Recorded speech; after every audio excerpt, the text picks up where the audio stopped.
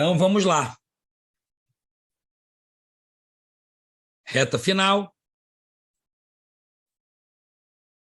Falar um pouquinho do controle da ventilação.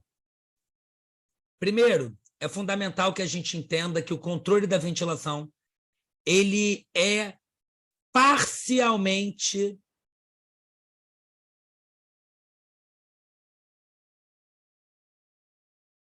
involuntário. O que é isso? Em situações normais, o ritmo respiratório ele é automático, involuntário e controlado pela região do tronco encefálico, tanto por neurônios localizados dorsalmente, que a gente chama de grupo respiratório dorsal, como regiões ventrais na região do tronco encefálico. Entretanto, a ventilação ela também pode ser controlada de forma voluntária. Se eu dou um comando aqui para Fabiane, para Daiana, para Danúbia, olha, encham o peito de ar. Elas vão fazer. Elas vão atender um comando meu e vão encher o peito de ar. Quando elas fazem isso, elas não usam o tronco encefálico, elas usam os centros superiores na área motora primária, área 4 de Brodmann, no giro pré-central, e recebe influência da área 8, da área motora suplementar e das vias cerebelares. É ato motor normal. Eu dou um comando verbal e a pessoa atende ao comando. Encha o peito de ar, fulano. Ela usa a área motora primária dela, igual fazer flexão do antebraço. Em situações normais, no dia a dia, durante o processo de automatismo ventilatório, isso é comandado pelo tronco encefálico, por núcleos localizados principalmente no bulbo e na região da transição bulbo-pontina. Esses neurônios, localizados na região dorsal e na região ventral, eles respondem tanto ao gás carbônico, primariamente, quanto ao oxigênio de forma secundária. Ok? Então, vamos lá falar um pouquinho deles. Os grupos de neurônios localizados dorsalmente, na parte posterior da região bulbar, eles são grupo de neurônios que têm função exclusivamente inspiratória. Então, a parte posterior do tronco encefálico, principalmente na região bulbar, eu tenho neurônios inspiratórios. Esses neurônios recebem aferência, estímulo do nervo vago, que inerva a própria estrutura visceral pulmonar, e do glossofaríngeo, nono par craniano, que leva informações periféricas dos quimiorreceptores periféricos para o tronco encefálico, principalmente em casos de hipoxemia, por exemplo. Ok? Eu tenho um doente hipoxêmico, os núcleos respiratórios periféricos, localizados nos corpos carotídeos e aórticos, via nervo glossofaríngeo, mandam um estímulo para o bulbo e os grupos respiratórios dorsais do bulbo demandam, então, a inspiração. Já os grupos respiratórios ventrais, eles têm neurônios inspiratórios que também recebem influência do vago e do glossofaríngeo, Só que a parte ventral, ela também tem neurônios expiratórios. Também tem. E esses neurônios expiratórios, eles formam uma região chamada complexo de Böttinger, que é uma região que comanda a atividade expiratória. Os grupos respiratórios ventrais, mais na parte inferior, eles vão inervar os músculos expiratórios. Então, caiu na prova perguntando qual é a região que comanda exclusivamente neurônio inspiratório, os grupos respiratórios dorsais. Região que comanda somente os neurônios, os músculos expiratórios, o grupo respiratório ventral. E os que comandam os dois, inspiratórios e expiratórios, grupo respiratório ventral também. A parte dorsal, apenas neurônios inspiratórios.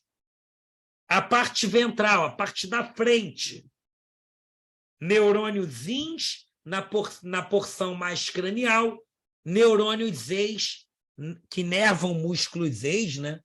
Na verdade, na porção mais caudal. Ok? Quem influencia esses neurônios?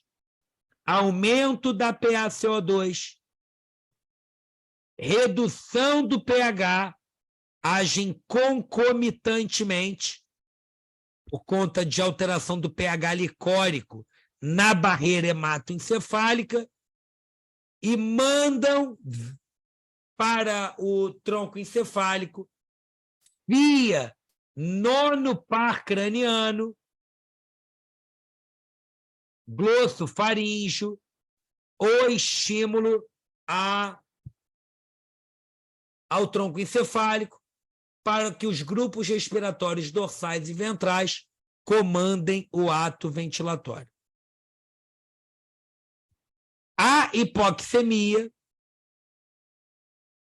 é sinalizadora de um quimiorreceptor periférico que também, via glossofaríngeo, vai estimular o tronco encefálico para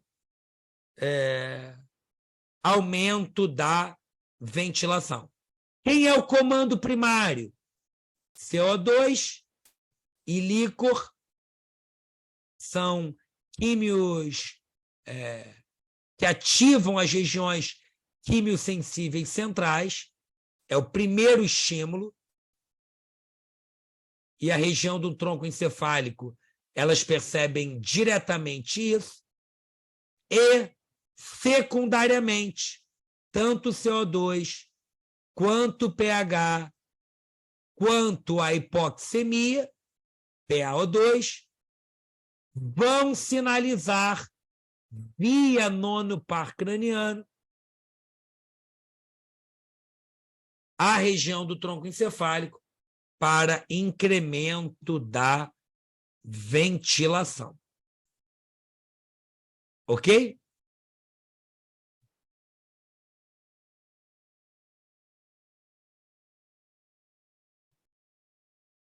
Então, os quimiorreceptores centrais.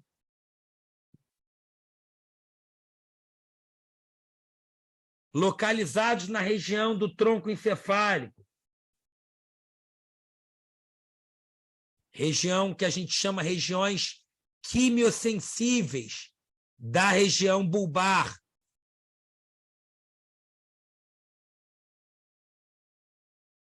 São sensíveis ao aumento do CO2 e redução do pH. E em indivíduos normais, isso é o comando primário para o drive respiratório. Ok?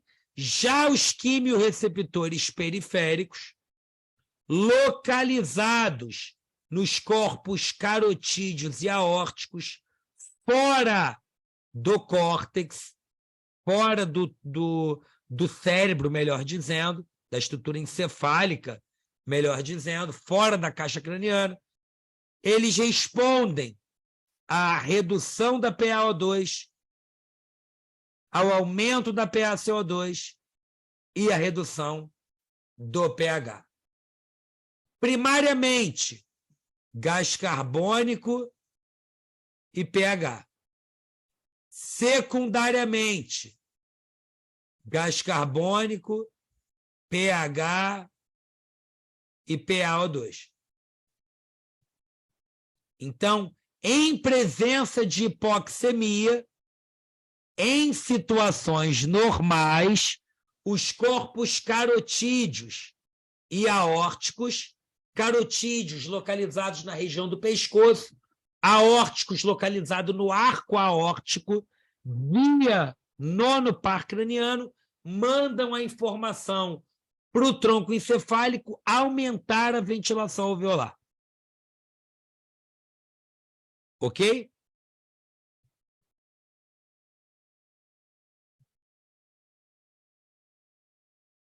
Esse controle da ventilação, ele media, na verdade, alguns reflexos fundamentais para o ato ventilatório. Primeiro deles, reflexo de insuflação, chamado reflexo de Hering-Brauer. Ele previne que você voluntariamente provoque hiperdistensão excessiva, e é por isso que dificilmente um paciente ventilando espontaneamente vai fazer volutrauma, porque quando ele estirar o parênquima pulmonar, ele vai ativar esse reflexo que vai inibir a ação do diafragma via grupos respiratórios dorsais, vai inibir os neurônios inspiratórios.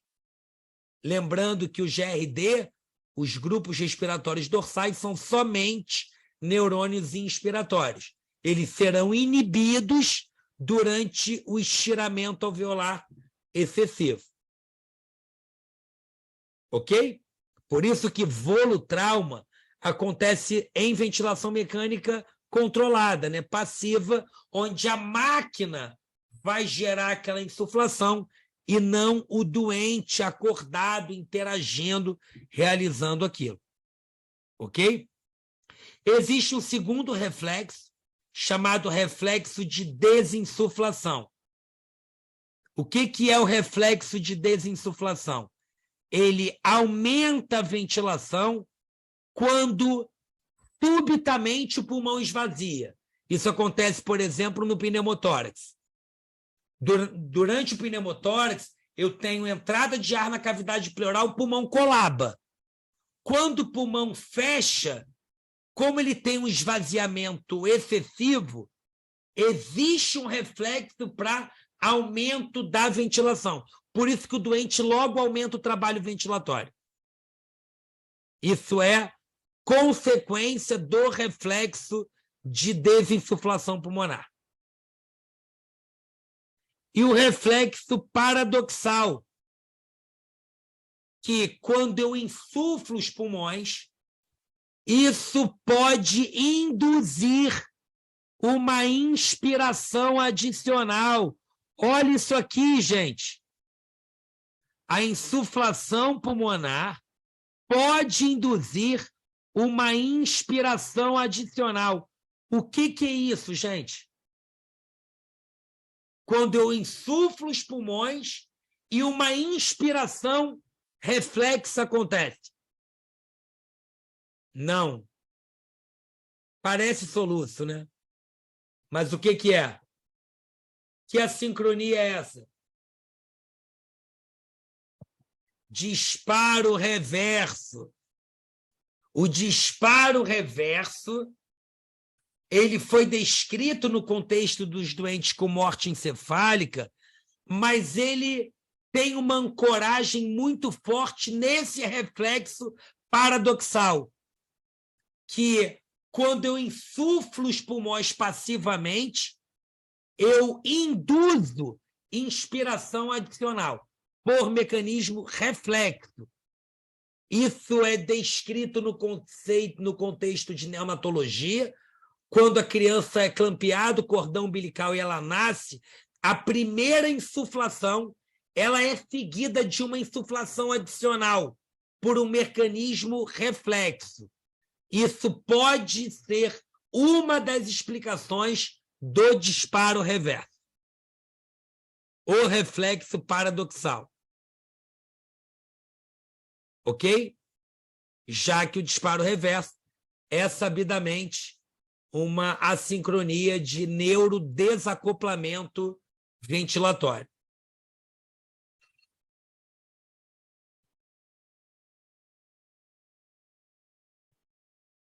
Todo esse mecanismo de controle ventilatório foi perdido na hipoxemia silenciosa. A hipoxemia silenciosa foi descrita em abril de 2020, nesse editorial da revista Science, foi publicado no dia 14 de abril de 2020, chamado O Mistério da Hipoxemia Feliz da Pandemia. Ninguém nunca tinha visto isso. Pacientes saturando 50%, com uma PaO2 de 30%, conversando, falando no telefone, como se nada tivesse acontecido. Opa, Ronaldo, calma aí.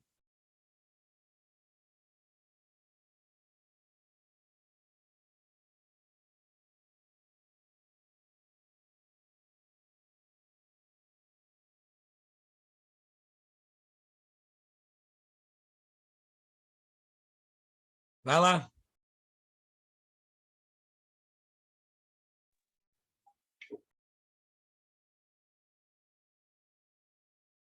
Fala, Ronaldo.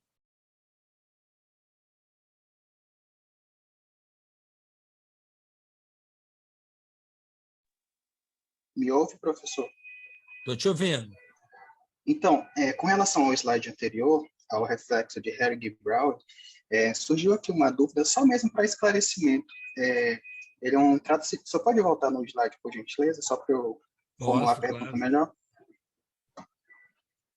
Então, ele é um reflexo de inibição, né, para distensão excessiva alveolar. O senhor consegue esclarecer a respeito desse reflexo com a PCILI? Então, a PCILI, Ronaldo, eu tenho um mecanismo de esforço muscular excessivo.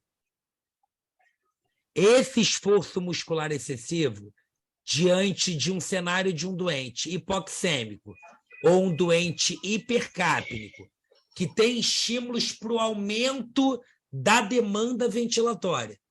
Esse aumento da demanda ventilatória, esse aumento do esforço muscular, pode gerar volumes grandes? Pode. Mas o mecanismo de lesão da PCILI não é volutrauma, por exemplo.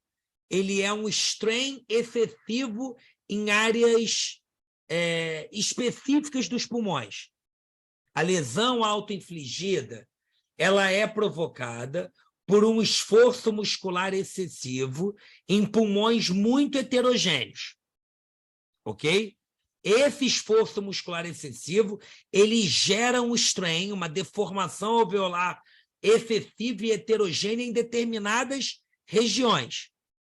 E ele é fruto, Ronaldo, de um contexto patológico, onde ninguém tem PCILI sem ter hipoxemia, ou ter hiperinflamação, ou ter hipercapnia, porque ele precisa ter demanda ventilatória exacerbada, para, combinado com uma assistência ventilatória, possa gerar uma lesão autoinfligida.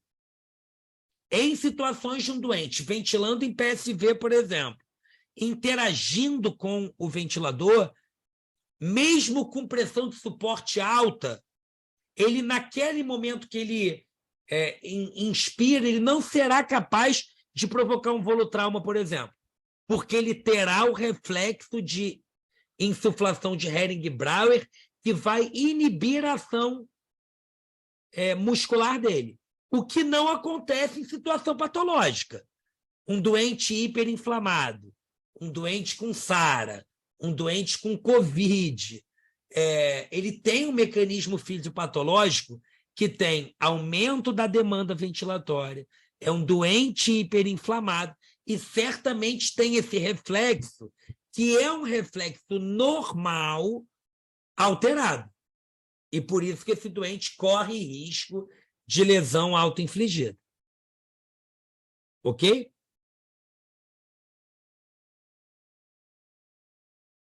Ok, Ronaldo?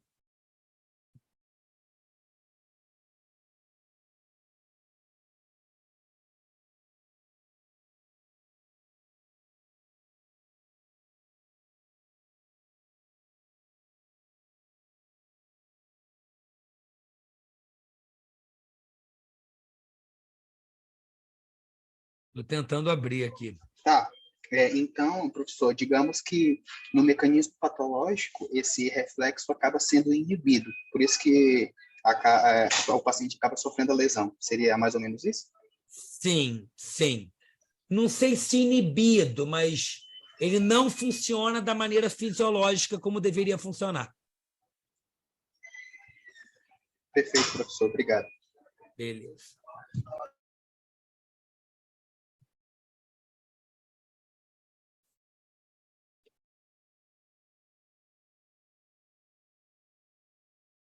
Então, na pandemia, foi descrito esse conceito de hipoxemia silenciosa, onde os pacientes, mesmo muito hipoxêmicos, eles não tinham a percepção, a experimentação sintomática da hipoxemia grave que eles estavam. Isso foi descrito um mês depois desse editorial da Science, é publicado no Blue Journal, essa série de casos pelo professor Martin Tobin, pelo Franco Lag e pela Amal Jubran. Por que que a hipoxemia silenciosa tem afligido os médicos?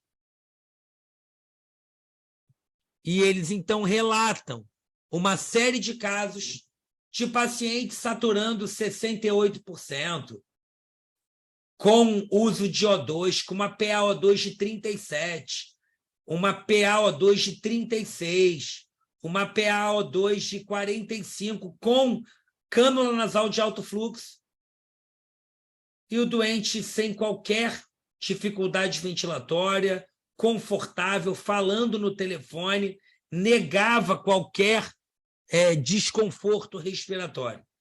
A esse conjunto de casos, eles consolidaram esse conceito da hipoxemia silenciosa, e eu considero que talvez esse conhecimento tenha sido a maior inflexão gerada na COVID.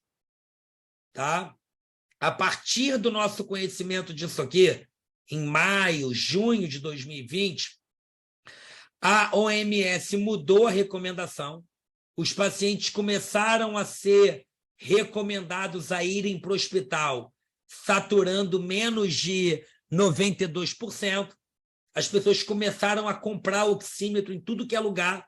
Você ia no mercado, tinha gente velhinho, de máscara e oxímetro no dedo, vendia oxímetro no sinal, vendia oxímetro nos camelôs. Todo mundo começou a comprar oxímetro e isso começou a clarear o nosso entendimento. A gente antecipou o cuidado e eu considero que a melhora dos indicadores de mortalidade certamente tenham sido consequência desse conhecimento que foi adquirido nesse contexto.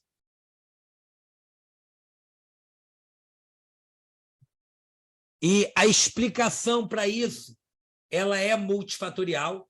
Esse desenho aqui é meu, eu consolidei aqui todas as hipóteses que existem na literatura para justificar a hipoxemia feliz. Desde lesão direta do SARS-CoV-2 no tronco encefálico, nos grupos respiratórios ventrais e dorsais, lesão direta no tronco encefálico, lesão no primeiro par, no nervo olfatório, e esse nervo olfatório ele gera alterações corticais na área de ativação reflexa, lesões no sistema límbico, que é a região onde é percebido a sintomatologia do desconforto respiratório, é onde a dispneia é percebida na região do tálamo, alterações nos quimiorreceptores periféricos, diretamente neles, alterações no nono par craniano. Todo esse conjunto de alterações somados, hoje, com o conhecimento que a gente tem hoje, explica um pouco da hipoxemia silenciosa. E isso aqui é um tema bastante quente, que eu julgo, né? Para a prova de título de especialista, porque vai ser a primeira prova de título de especialista pós-pandemia. A última foi em 2021, a gente estava no meio da pandemia ainda, e a prova foi feita ainda muito no início, então eu julgo que essa prova desse ano agora, a gente deveria se dedicar um pouquinho mais a isso também. Fala, Danúbia.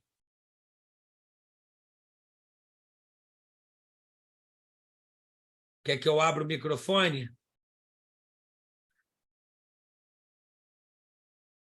Deixa eu abrir o microfone da Danúbia aqui. Ué, cadê ela?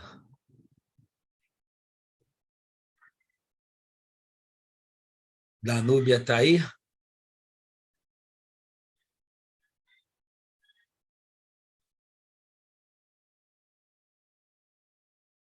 Só se for algum Galaxy desse aqui. Danúbia, escreve aí nos comentários para eu saber o seu nome aqui. Como é que está aparecendo o teu nome aqui nos participantes? Eu acho que ela levantou a mão.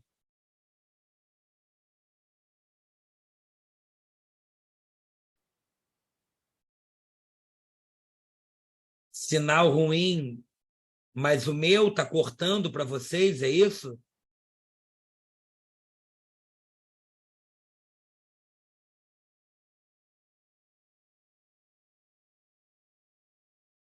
Ah, o seu.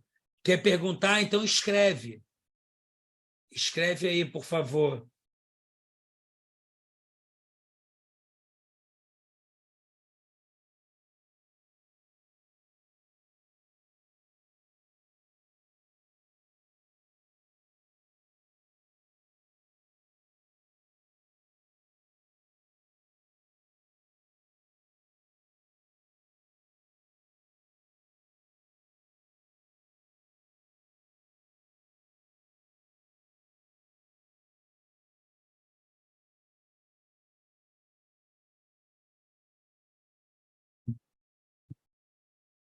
Tá, beleza. Qualquer coisa você escreve, tá, Danúbia?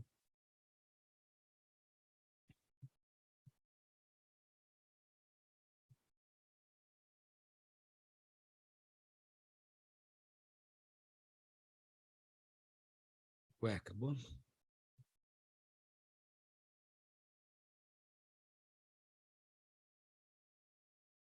Bom, gente,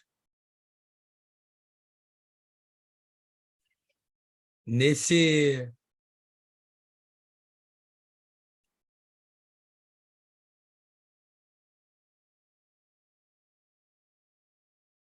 Bom, é isso mesmo. Bom, gente, era isso. Os conceitos cardiovasculares ali a gente vai falar. Próxima aula é uma aula de fisiopatologia. A gente vai falar um pouquinho de distúrbios hemodinâmicos, de choque séptico, choque cardiogênico, choque neurogênico, choque obstrutivo.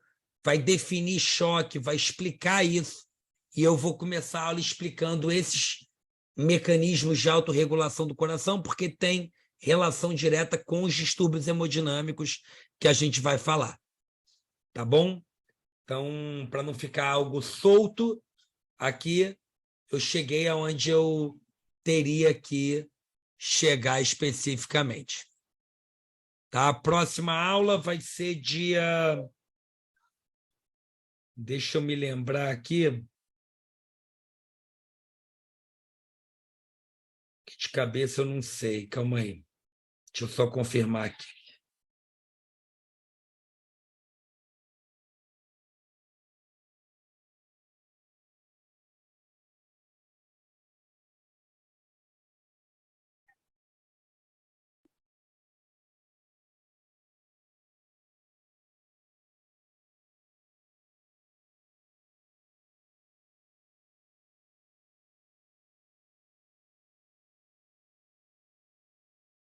A próxima aula, deixa eu ver.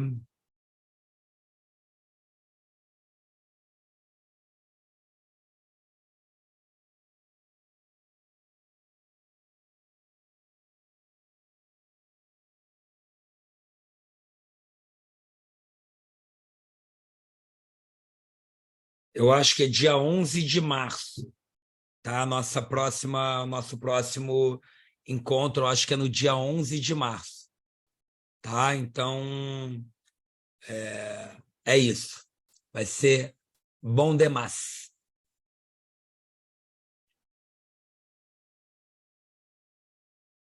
Não, foi muito bom, adorei de coração aí o contato com vocês. É sempre bom ter vocês aqui comigo. Enfim, é sempre maravilhoso. Amei estar com vocês aqui. Hoje foi um dia muito corrido para mim, porque eu fiz a abertura da aula da turma de NEL, da professora Daniele Fortuna. Depois eu corri para acompanhar meu filho na Olimpíada Mundial de Matemática, na final, né? E depois voltei para cá. Então, foi tudo muito corrido, mas no final deu tudo certo. A prova, eu vi a prova dele, dificílima. Ele está no segundo ano, perguntas assim, problemas dignos de Enem. Gente, não é possível que uma criança dessa idade acerte, está aprendendo a ler há pouco tempo, textos enormes. Enfim, eu acho que eles exageram um pouco, mas tá bom, só dele estar ali na final e ter participado, já estou feliz pra caramba. Tá? Achei bastante complexa a prova, sem dúvida. Tá? No mais, queria agradecer a presença de vocês. Muito obrigado pela presença de vocês. E no dia 11 de março estaremos juntos novamente, dando prosseguimento aí ao nosso processo. Tá bom? Queria desejar a vocês um ótimo final de semana, bom sábado para vocês, bom domingo. Aproveitem. Aqui no Rio ainda é carnaval, né? Tem muita gente no carnaval ainda. Amanhã termina, segunda-feira começa o ano, entre aspas, para a maioria das pessoas, e vamos com tudo. Tá? Vocês estão aí fiéis, assistindo às aulas, interagindo, participando. Eu vejo um prognóstico maravilhoso para vocês. Vocês estão aí a passos largos rumo à aprovação na prova de título de especialista, e mais do que isso, quando sair aqueles concursos de EBSER, aquelas vagas de grandes concursos para a nossa área aí, vocês vão estar mais do que preparados para isso. Tá bom? Um abraço grande para todos vocês, tudo de bom. Quarta-feira agora tem simulado, mais um simulado liberado aí para vocês.